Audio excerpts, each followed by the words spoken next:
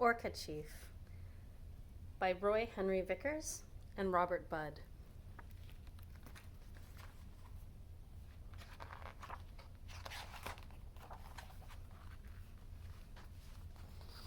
Orca Chief.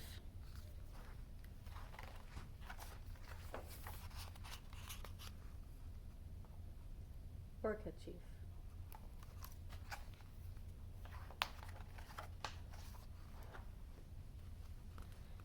Kitkatla is a small village near Prince Rupert on the northwest coast of British Columbia.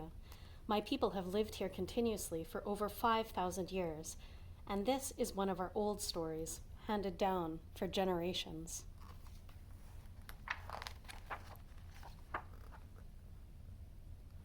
In the old days, 4 men set out from Kitkatla to paddle to their food gathering place, known today as the Estevan Group. It was spring, the time to gather seaweed and fish for sockeyed salmon.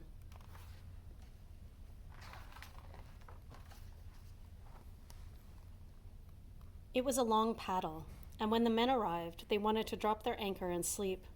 In those days, an anchor was a big, heavy rock with a hole carved through it and a cedar bark rope tied through the hole. The men were so sleepy, they just threw the anchor over the side. They didn't say a prayer. They didn't ask that the anchor find a safe place to land on the bottom of the ocean.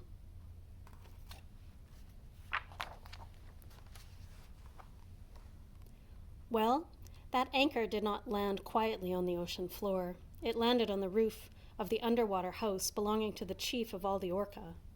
The anchor made such a loud bang that Orca Chief said to one of his helpers, a little ratfish, "Swim up and find out who is up there and why they dropped a rock on my house."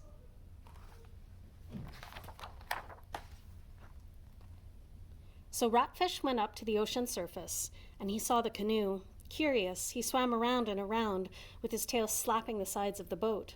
The noise woke the sleeping men, and one grumpy hunter reached over and grabbed Ratfish, pulled his fins off, and threw him back in the water. Poor little Ratfish swam back down and told Orca Chief about the bad people on the surface.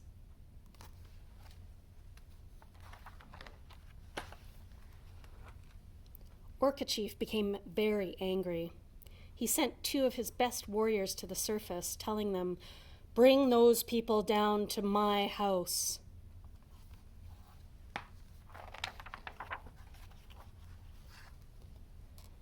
So the 2 orcas swam around and around and around and around, faster and faster and faster, until they caused an enormous whirlpool that sucked the canoe right down, down, down to the bottom of the sea and through the door of the big house belonging to Orca Chief.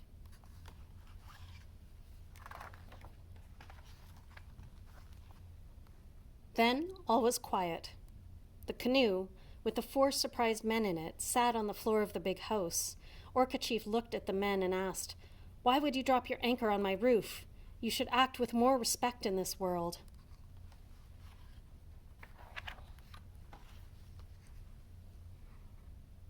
The men were scared of the fierce-looking whale, and they started crying. They begged the chief, "Please have pity on us. We were tired. Yes, we were disrespectful. We are so sorry. We didn't know you had a house down here. We will learn to be more careful. We will learn."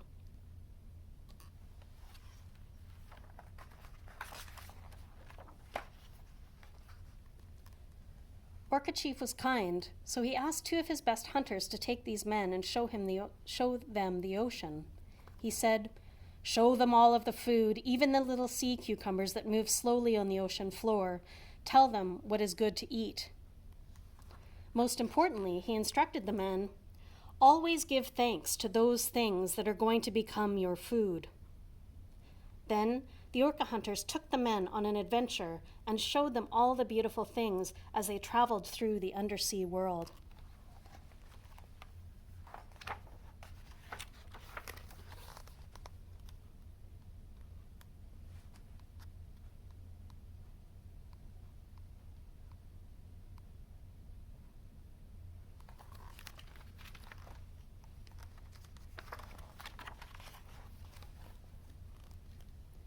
The whales showed the men that when the tides stop coming in and start going out, everything slows down. This is the best time to catch halibut, lingcod, and red snapper. Then the orca took the men to an island with a shallow bay shaped like a saucer, with a creek flowing into it, and they saw how many huge, beautiful crabs followed the tide. The men took their paddles and held them out to the crabs. The crabs bit the paddles, and the men lifted them into the canoe and gave thanks.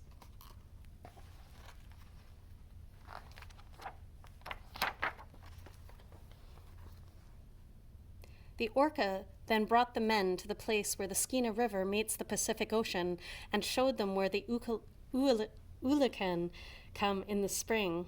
The orca explained, "You can also call these candlefish because when they are caught and dried, you can light them on fire. They are so rich with oil." The oil would become an important part of the diet of the people, and so valuable they would trade it all over the world.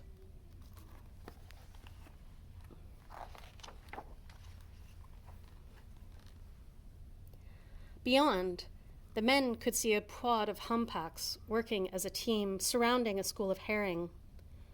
The whales swam in a circle and blew bubbles, keeping the thousands of fish together. As they swam around and around, the circle got smaller and the herring were forced closer together into a shiny silver ball. When the wise female of the group decided it was time, she let out a loud call, which blew bubbles underneath the herring, forcing them to the surface. It was as if she were saying, "Okay, come and get it." She was the oldest mother, and it was her job to make sure her family had enough to eat. At her call, the whales swam under and scooped up the herring in their open mouths. As the men watched this family, they remembered their own mothers calling them for dinner, and they smiled as they imagined the hugs they would share once they returned to the village.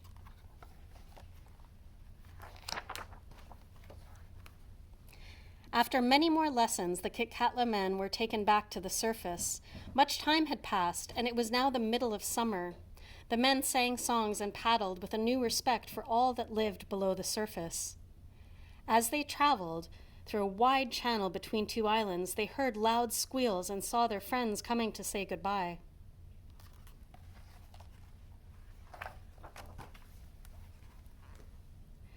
Ten orca clans came to celebrate, playing and jumping out of the water, bringing their children to show them the majesty of the world above.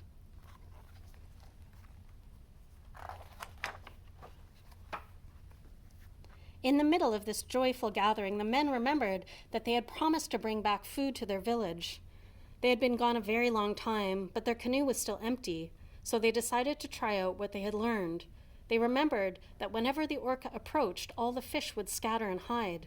They paddled their canoe away from the orca toward a large kelp bed near the rocks. The kelp were as tall as trees and firmly anchored to the bottom.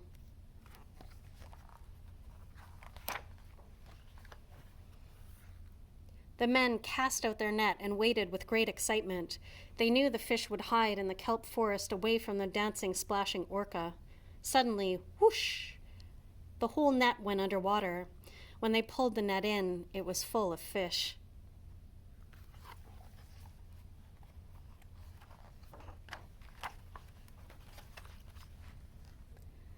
The men paddled home with lessons to share and a boatful of sockeye for everyone, and the whole village gave thanks.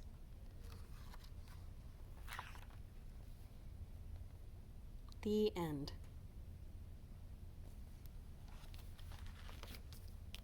Orca Chief.